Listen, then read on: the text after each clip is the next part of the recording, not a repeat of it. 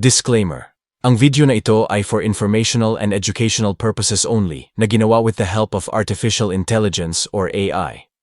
Kung meron kayong mga mahahalagang desisyon, ay maari lamang na kumonsulta sa mga eksperto o profesional. Kamusta mga kaibigan? Ako po si Edwin and welcome back sa Edwin Tan Podcast, kung saan lagi nating pinag-uusapan ang mga kwento, libro at karanasang nagbibigay inspirasyon at direksyon sa ating buhay. Ngayon, gusto kong pag-usapan ang isang linyang tumagos talaga sa isip ko nung nabasa ko sa libro ni Dr. John Demartini na The Breakthrough Experience. Ang sabi niya, nakakatawa talaga ang buhay. Sa sandaling mapagtanto mong nasa iyo na pala ang lahat ng hinahanap mo, saka ito ibinibigay sa iyo ng universo. Pero sa oras na isipin mong may kulang ka, lalo itong lumalayo sa iyo. Grabe no? Parang simple lang pakinggan. Pero kapag inisip mo ng malalim, andun yung secret formula ng contentment, ng manifestation, at ng peace of mind na hinahanap natin lahat. Alam mo yung irony ng buhay. Minsan kapag sobrang gusto mo ang isang bagay, yung tipong gigil na gigil ka, parang mas lalong hindi mo siya makuha. Pero kapag natutunan mong bitawan at magtiwala, bigla na lang, boom, dumadating siya. Parang sa love, di ba? Pag sobrang obsessed ka sa isang tao, parang lalo siyang lumalayo. Pero nung natutunan mong mahalin ang sarili mo, at natutong okay lang kahit hindi siya bumalik, doon siya biglang bumabalik o kaya naman, may bagong dumarating na mas bagay sa'yo. It's funny, pero totoo. Life has a way of giving us what we need, not necessarily what we want. And sometimes, kailangan mo munang maramdaman na buo ka na bago ibigay sa iyo ng universe ang mga bagay na matagal mo nang hinahanap. Sabi ni Dr. Demartini, everything is energy. At kung ang energy mo ay kakulangan, yan din ang marereflect sa'yo ng universe.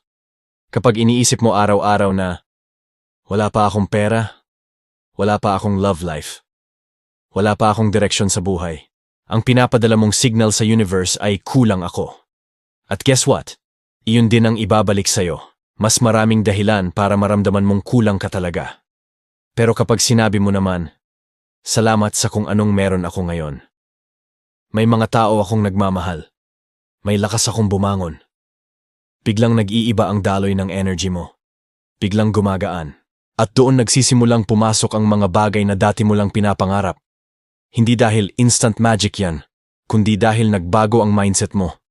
Nakita mo na pala, nasa iyo na ang hinahanap mo.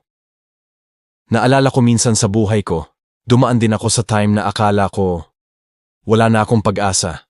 Parang lahat ng gusto ko, career, kalusugan, peace of mind, parang wala sa akin. Pero alam mo kung kailan ako nagsimulang umangat? Nung tumigil ako sa kakaisip ng kulang at nagsimulang magpasalamat sa meron. Kahit simpleng kape sa umaga, kahit simpleng ngiti ng kakilala, kahit yung hangin na malalim kong nalalanghap. Unti-unti, nagbago ang pakiramdam ko. At nung nagbago yung pakiramdam, sumunod yung realidad. Dumating ang mga bagong oportunidad, mga taong tumulong, at mga pangyayaring parang galing sa divine timing. Saka ko na-realize, hindi pala totoo na wala akong meron. Meron pala ako, hindi ko lang napapansin dahil abala ako sa kakahanap ng mas higit pa. So paano natin ito maia-apply sa totoong buhay? Simple lang pero powerful. Una, huminga ka muna.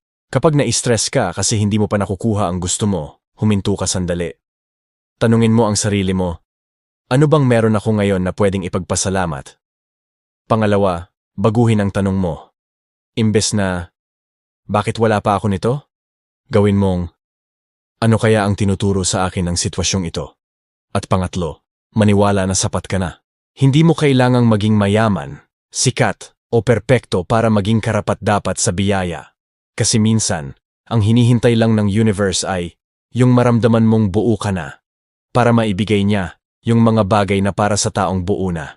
Kaya kung pakiramdam mo ngayon ay may kulang, baka naman hindi talaga kulang. Baka lang hindi mo pa napapansin na nandyan na lahat. Yung hinahanap mong kaligayahan, baka nasa simpleng tawanan ng pamilya mo. Yung kapayapaan, baka nasa tahimik na gabi na iniisip mong boring. Yung abundance, baka nasa simpleng pasasalamat mo sa bawat araw na natatapos. Ang tunay na breakthrough minsan, hindi sa pag-abot ng kung ano pa, kundi sa pagkilala na. Nasa atin na pala lahat ng kailangan natin. Mga kaibigan, tandaan natin ito.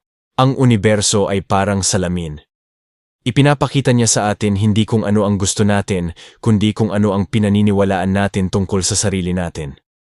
Kaya kung naniniwala kang buo ka na, mayaman ka na sa loob, at karapat-dapat ka sa lahat ng magagandang bagay, yan mismo ang sisimulang ipakita ng mundo sa'yo. Kung nagustuhan mo ang usapang ito, please don't forget to like, share, and subscribe sa aking YouTube, TikTok, Facebook at Spotify at Edwinton Podcast para sa mas maraming kwento, aral, at pagninilay sa buhay. At bago ko tapusin, iwan ko sa inyo ito. Baka hindi mo kailangang hanapin ang hinahanap mo. Baka kailangan mo lang mapansin na nandyan na pala ito sa paligid mo.